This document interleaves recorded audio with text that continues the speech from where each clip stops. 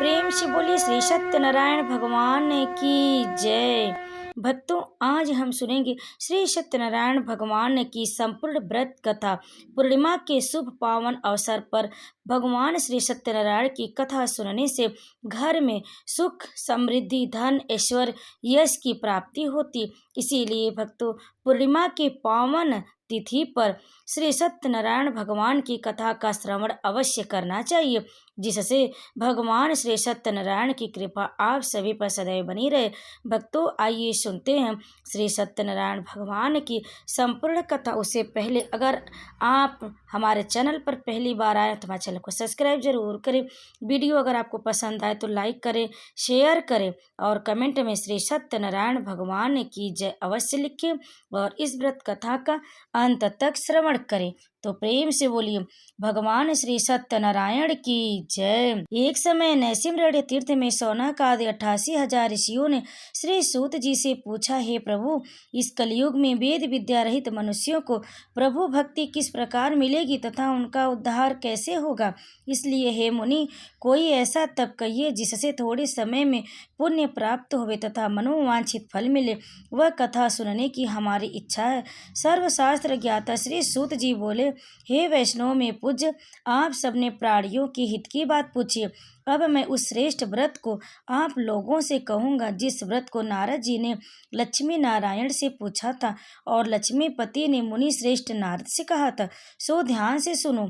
एक समय योगी राज नारद जी की दूसरों के हित की इच्छा से अनेकों लोकों में घूमते हुए मृत्यु लोक में आ पहुँचे। यहाँ अनेक योनियों में जन्मे हुए प्रायः सभी मनुष्यों को अपने कर्मों द्वारा अनेकों दुखों से दुखी पीड़ित देखकर सोचा, किस यत्न के करने से निश्चय ही प्राणियों के दुखों का नाश हो सकेगा। ऐसा मन में सोचकर विष्णु लोक को गए। वहां श्वेत वर्ण और 4 भुजाओं वाले देवों की इस नारायण को देखकर, जिनके हाथों में शंख चक्र गदा और पद्म थे तथा वरमाला पहने हुए थे, स्तुति करने लगे। हे भगवान, आप अत्यंत शक्ति से संपन्न है। मन तथा वाणी भी आपको नहीं पा सकती। आपका आदि मध्य अंत नहीं है। निर्गुण स्वरूप सृष्टि की आदिभूत व भक्तों के दुखों को नष्ट करने वाले हैं। आपको नमस्कार है। नारद जी के इस प्रकार की स्तुति सुनकर विष्णु भगवान बोले, हे मुनिश्रेष्ठ, आपके मन में क्या है? आपका किस काम के लिए आगमन हुआ? निसंकोच कहो।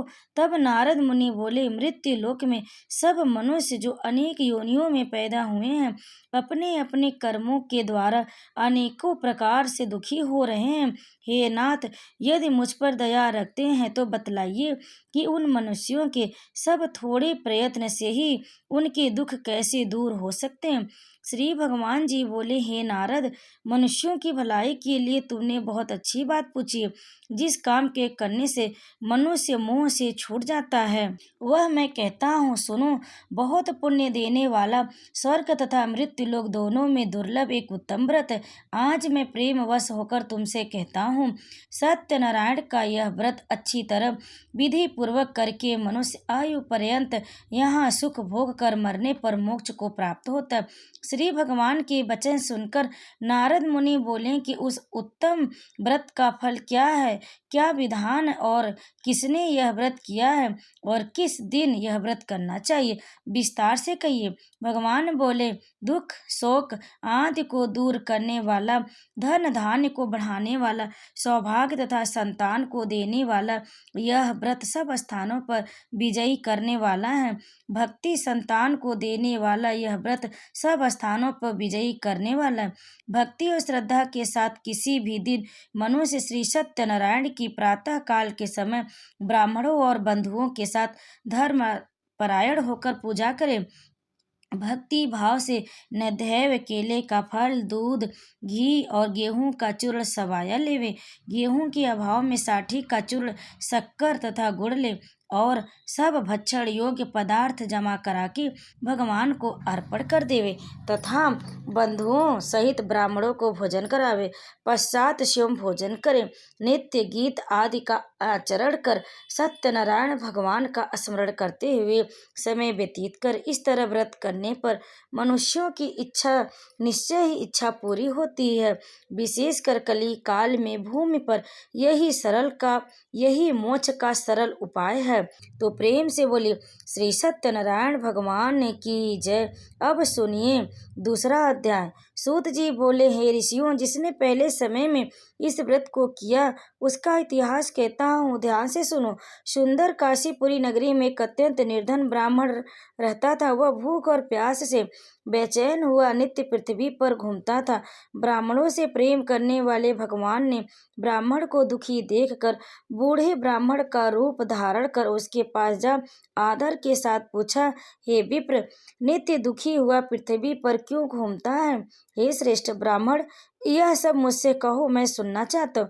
ब्राह्मण बोला, मैं निर्धन ब्राह्मण हूँ, भिक्षा के लिए पृथ्वी पर फिरता हूँ। हे भगवान, यदि आप इसका उपाय जानते हो तो कृपा कर कहो। वृद्ध ब्राह्मण बोला कि सत्यनारायण भगवान मनोवांछित फल देने वाले हैं, इसलिए हे ब्राह्मण, तू उनका पूजन कर, जिसके करने से मनुष्य सब दुखों से मुक्त होता है। ब्राह्मणों को व्रत का सारा विधान बतलाकर बूढ़े ब्राह्मण का रूप धारण करने वाले सत्यनारायण भगवान अंतर्ध्यान हो गए। जिस व्रत को वृद्ध ब्राह्मण ने बतलाया उसको मैं करूँगा, यह निश्चय करने पर उसे रात में नींद नहीं आई। वह सवेरे उठ सत्यनारायण के व्रत का निश्चय कर भिक्षा के लिए चला। उसको भिक्षा में बहुत धन मिला, जिससे बंधु बांधवों के साथ उसने सत्यनारायण का व्रत किया। इसके करने से वह ब्राह्मण सब दुखों से छोड़कर अनेक प्रकार की संपत्तियों से युक्त हुआ। उस समय से वह ब्राह्मण हर मास व्रत करने लगा। इस तरह सत्यनारायण भगवान के व्रत को जो करेगा वह मनुष्य सब दुखों से छूट जाएगा। इस तरह नारद जी से नारायण का कहा हुआ व्रत मैंने तुमसे कहा है विप्रो, मैं और क्या कहूँ। ऋषि बोले, हे मुनीश्वर, संसार में इस ब्राह्मण से सुनकर किस किस ने इस व्रत को किया है, हम यह सब सुनना चाहते, इसके लिए हमारे मन में श्रद्धा है। सूत जी बोले, हे मुनियों, जिसने इस व्रत को किया वह सब सुनो। एक समय एक ब्राह्मण धन और ऐश्वर्य के अनुसार बंधु बांधवों के साथ व्रत करने को तैयार हुआ। उसी समय एक लकड़ी बेचने वाला बूढ़ा आदमी आया और बाहर लकड़ियों को रखकर ब्राह्मण के मकान में गया। प्यास से दुखी लकड़हारा उनको व्रत करते देखकर ब्राह्मण को नमस्कार कर कहने लगा कि आप यह क्या कर रहे हैं और इसके करने से क्या फल मिलता है, कृपया करके मुझसे कहो। ब्राह्मण ने कहा, सब मनोकामनाओं को पूरा करने वाला यह सत्यनारायण भगवान का व्रत है। इसकी ही कृपा से मेरे यहाँ धन धान्य आदि की वृद्धि हुई। ब्राह्मण से इस व्रत के बारे में जानकर लकड़हारा बहुत प्रसन्न हुआ। चरणामृत ले और प्रसाद खाने के बाद वह अपने घर को गया। लकड़हारे ने अपने मन में इस प्रकार संकल्प किया कि आज नगर में लकड़ी बेचने से जो धन मिलेगा उसी से सत्यनारायण देव का उत्तम व्रत करूंगा। यह मन में विचार कर वह बूढ़ा आदमी लकड़ियां अपने सिर पर रखकर जिस नगर में धनवान लोग रहते थे वह ऐसे सुंदर नगर में गया। उस रोज वहां पर उसे उन लकड़ियों का दाम पहले दिनों से चौगुना मिला। तब वह बूढ़ा लकड़हारा दाम ले और अति प्रसन्न होकर पक्के केले की पुल्ली, शक्कर, घी, दूध, दही और गेहूं का आटा इत्यादि लेकर सत्यनारायण भगवान के व्रत की कुल सामग्रियों को लेकर अपने घर गया। फिर उसने अपने भाइयों को बुलाकर विधि के साथ भगवान जी का पूजन और व्रत किया।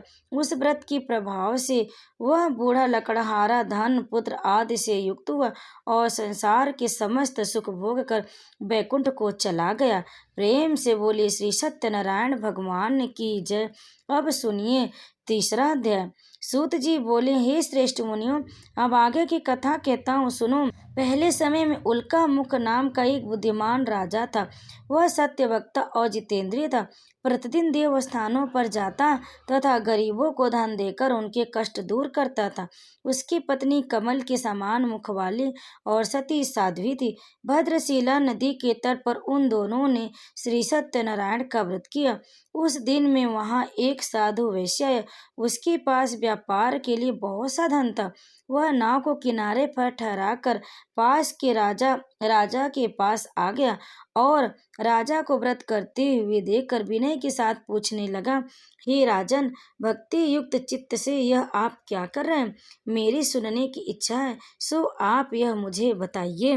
राजा बोला, हे साधु, आपने बांधवों के साथ पुत्र आदि की प्राप्ति के लिए यह महान शक्तिवान सत्यनारायण भगवान का व्रत व पूजन किया जा रहा है। राजा के वचन सुनकर साधु आदर से बोला, हे राजन, मुझको इसका सब विधान कहो, मैं भी आपके कथनानुसार इस व्रत को करूँगा। मेरे भी कोई संतान नहीं है और इससे निश्चय ही होगी। राजा से सब विधान सुन व्यापार से निवृत्त हो वह आनंद के साथ घर गया। साधु ने अपनी स्त्री से संतान देने वाले उस व्रत का समाचार सुनाया और कहा कि जब मेरे संतान होगी तब मैं इस व्रत को करूँगा। साधु ने ऐसे वचन अपनी स्त्री लीलावती से कहे। एक दिन उसकी स्त्री लीलावती पति के साथ आनंदित हो सांसारिक धर्म में प्रवृत्ति होकर सत्यनारायण भगवान की कृपा से गर्भवती हो गई तथा 10वें महीने उसके एक सुंदर कन्या का जन्म दिया। दिनों दिन वह इस तरह बढ़ने लगी जैसे शुक्ल पक्ष का चंद्रमा बढ़ता है। कन्या का नाम कलावती रखा गया। तब लीलावती ने मीठे शब्दों में अपने पति से कहा कि जो आपने संकल्प किया था कि भगवान का व्रत करूंगा, अब आप उसे करिए। साधु बोला, हे प्रिय, इसके विवाह पर करूंगा। इस प्रकार अपनी पत्नी को आश्वासन दे वह नगर को गया। कलावती पितृगृह में वृद्धि को प्राप्त हो गई। साधु ने जब नगर में सखियों के साथ अपनी पुत्री को देखा तो तुरंत दूत बुलाकर कहा कि पुत्री के वास्ते कोई सुयोग्य वर देखकर लाओ। साधु की आज्ञा पाकर दूत कंचन नगर पहुंचा और वहां वह बड़ी खोज कर देखभाल कर लड़की के लिए सुयोग्य वड़ी के पुत्र को ले आया। उस सुयोग्य लड़के को देखकर साधु ने अपने बंधु बांधवों से प्रसन्नचित्त अपनी पुत्री का विवाह उसके साथ कर दिया, किंतु दुर्भाग्य से विवाह के समय भी उस व्रत को करना भूल गया। तब श्री भगवान क्रोधित हो गए और श्राप दिया कि तुम्हें दारुण दुख प्राप्त हो। अपने कार्य में कुशल साधु बनिया जमाता सहित समुद्र के समीप स्थित रत्नपुर नगर में गए और वहां दोनों ससुर जमाई चंद्रकेतु राजा की उस नगर में व्यापार करने लगे। एक रोज भगवान सत्यनारायण की माया से प्रेरित कोई चोर राजा का धन चुरा कर भागा जा रहा था, किंतु राजा के दूतों को आता देखकर चोर ने घबरा कर भागते हुए राजा के धन को वहीं चुपचाप रख दिया जहां वो ससुर जमाई ठहरे हुए थे। जब दूतों ने उस साधु वैश्य के पास राजा के धन को रखा देखा तो वे दोनों को बांध कर ले गए और प्रसन्नता से दौड़ते हुए राजा के समीप जाकर बोले, यह दो चोर हम पकड़ कर लाए, कृपया आज्ञा दे। तब राजा की आज्ञा से उनको कठोर कारावास में डाल दिया और उनका सब धन छीन लिया। सत्यनारायण भगवान के श्राप द्वारा उसकी पत्नी भी घर पर बहुत दुखी हुई और घर पर जो धन रखा था चोर चुरा कर ले गए। शारीरिक व मानसिक पीड़ा तथा भूख प्यास से अति दुखी हो अन्न की चिंता में कलावती एक ब्राह्मण के घर गई। वहां उसने सत्यनारायण भगवान का व्रत होते देख फिर कथा सुनी तथा प्रसाद ग्रहण कर रात को आई। माता ने कलावती से कहा, हे पुत्री, अब तक कहाँ थी और तेरे मन में क्या है? कलावती बोली, हे माता, एक ब्राह्मण के घर श्री सत्यनारायण भगवान का व्रत देखा। कन्या के वचन सुनकर लीलावती भगवान की पूजन की तैयारी करने लगी। लीलावती ने परिवार और बंधुओं सहित श्री सत्यनारायण भगवान का पूजन किया और वर मांगा कि मेरे पति और दामाद शीघ्र आ जाएं। साथ ही प्रार्थना की कि हम सबका अपराध क्षमा करो। सत्यनारायण भगवान इस व्रत से संतुष्ट हो गए और राजा चंद्रकेतु को स्वप्न में दर्शन देकर कहा, हे राजन, दोनों वैश्यों को प्रातः ही छोड़ दो और उनका सब धन जो तुमने ग्रहण किया है दे दो, नहीं तो मैं तुम्हारा राज धन पुत्र आदि सब नष्ट कर दूंगा। राजा से ऐसे वचन कहकर भगवान अंतर ध्यान हो गए। प्रातः काल राजा चंद्रकेतु ने सभा में अपना स्वप्न सुनाया। फिर दोनों बड़े पुत्रों को कैद से मुक्त कर सभा में बुलाया। दोनों ने आते ही राजा को नमस्कार किया। राजा मीठे वचनों में बोला, हे महानुभाव, भावी बस ऐसा कठिन दुख प्राप्त हुआ, अब तुम्हें कोई भय नहीं। ऐसा कहकर राजा ने उनको नए नए वस्त्र आभूषण पहनाए तथा उनका जितना धन लिया था उससे 2 गुना धन देकर आदर सहित विदा किया। दोनों वैश्य अपने नगर को चल दिए। तो प्रेम से बोले श्री सत्यनारायण भगवान की जय। भक्तों, श्री सत्यनारायण भगवान का 3रा अध्याय पूर्ण हुआ। अब सुनिए 4था अध्याय। सूत जी बोले, वैश्य ने मंगलाचार्य करके यात्रा आरंभ की और अपने नगर को चला। उनके थोड़ी दूर निकलने पर दंडी वेशधारी सत्यनारायण ने उनसे पूछा, हे साधु, तेरी नाव में क्या है? अभिमानी बड़ी खस्ता हुआ बोला, हे दंडी, आप क्यों पूछती हो? क्या धन लेने की इच्छा है? मेरी नाव में तो बेल और पत्ते भरे। वैश्य का कठोर वचन सुनकर भगवान ने कहा, तुम्हारा वचन सत्य हो। दंडी ऐसा कहकर वहां से दूर चले गए और कुछ दूर जाकर समुद्र के किनारे बैठ गए।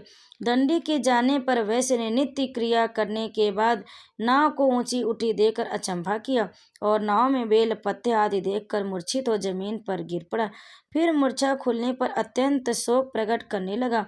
तब उसका दामाद बोला कि आप शोक न करें, यह दंडी का श्राप है, अतः उनकी शरण में चलना चाहिए, तभी हमारी मनोकामना पूरी होगी। दामाद के वचन सुनकर साधु वणिक दंडी के पास पहुंचा और अत्यंत भक्ति भाव से नमस्कार करके बोला, हे भगवान, आपकी माया से मोहित ब्रह्मा आदि भी आपके रूप को नहीं जानते, तब मैं अज्ञानी कैसे जान सकता हूँ? आप प्रसन्न होइए, मैं सामर्थ्य के अनुसार आपकी पूजा करूँगा।